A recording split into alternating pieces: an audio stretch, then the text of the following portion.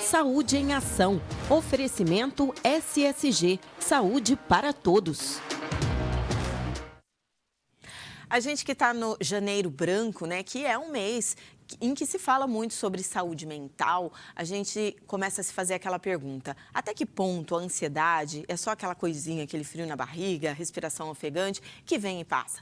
Quando ela se torna patológica e precisa daí o médico entrar com medicamento? Quem vai responder isso pra gente é o psiquiatra Rafael Negrão, que já está aqui com a gente. Obrigada, Rafael, pela presença. Obrigado, Patrícia. Põe bem pertinho. Obrigado pelo convite. Rafael, primeiro eu queria saber, né, ansiedade, em algum momento da vida, acho que todo mundo tem, né? Ou em algum momento da semana, do dia, sei lá.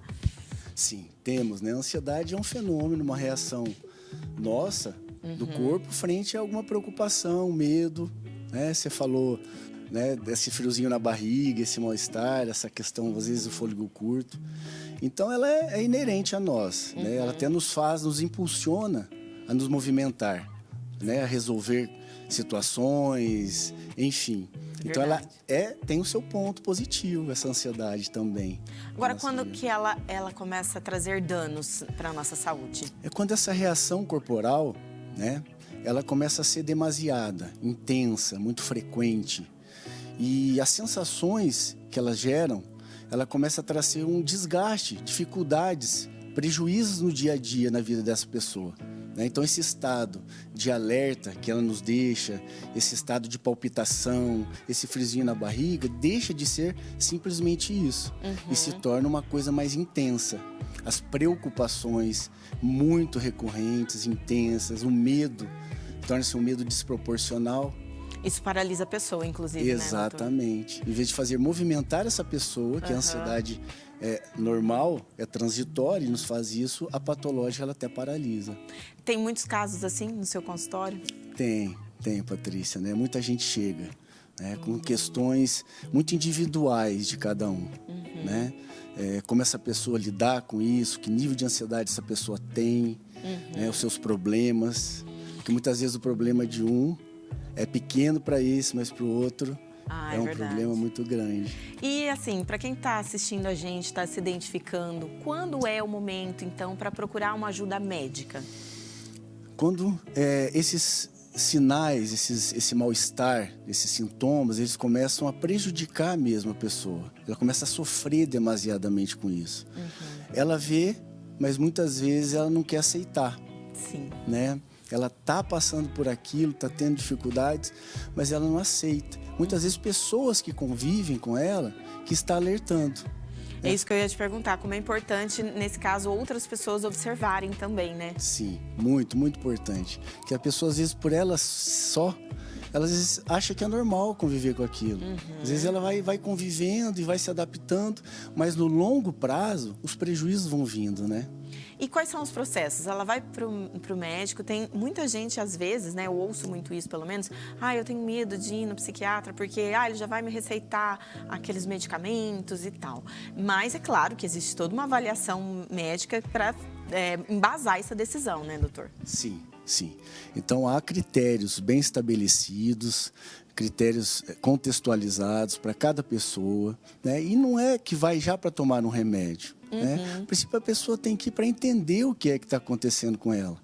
Ela fica perdida naquilo tudo. Verdade. Ela acaba, muitas vezes, até adoecendo de outros problemas por conta da ansiedade. Né? Então, conversa, contextualiza o que é. Né? A medicação é uma das ferramentas que se usa.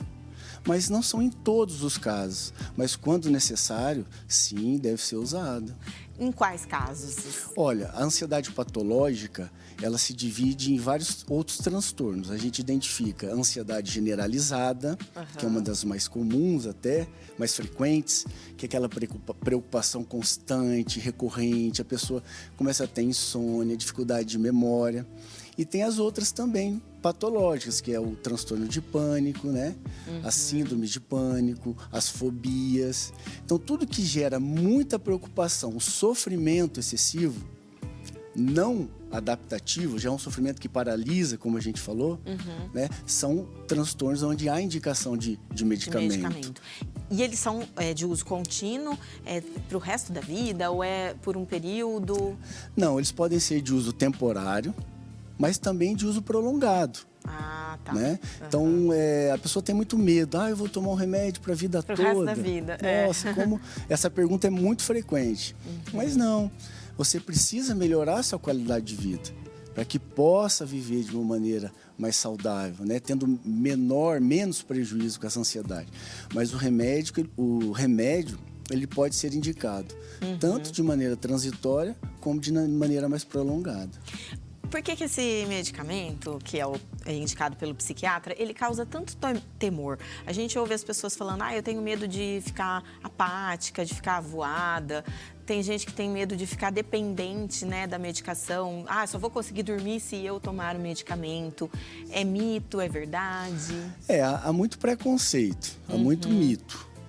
Realmente, as medicações podem ter efeitos colaterais. Como todas, aliás, né? Como todas, né? Desde uma dipirona, algo que você vai tomar. Então, assim, isso vai muito de pessoa para pessoa. E há, sim, pessoas que fazem uso e não têm efeitos colaterais. Né? Se adaptam super bem com a medicação. E essa história de que tomar remédio para a cabeça, né? Isso vai piorar a minha cabeça. Não, é o contrário disso. A gente esquece que o cérebro, ele é um órgão. É um órgão. Verdade. Como o coração, como os rins. E ele tem o seu padrão de funcionamento. Cuidar dele é melhor. Porque no longo prazo você evita problemas futuros, mas não a medicação que causa isso. A própria condição de adoecimento, ela vai levando no decorrer do tempo a perdas, a prejuízos. E eu acho muito bacana você falar isso, Rafael, por conta desse preconceito mesmo que existe e as pessoas, às vezes, numa negação. Porque se você toma um medicamento e fica bem, por que não tomar, né? Como você falou, o medicamento é para fazer a pessoa ficar bem. Exato, né? Por que não tomar?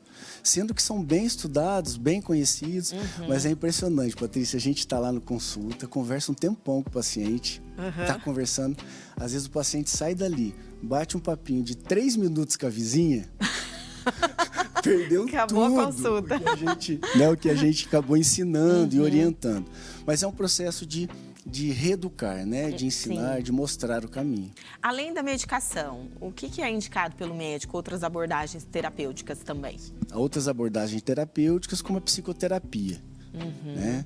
Hoje é mais estudada e conhecida a cognitiva comportamental. Ela visa identificar o fator do medo, modificar como você interpreta esse medo. Há outras, né, exercícios como a meditação, o yoga, o exercício físico.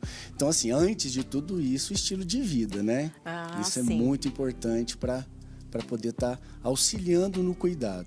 E tem como prevenir a ansiedade, todo esse fator patológico que a ansiedade traz? Tem como prevenir, sim, né?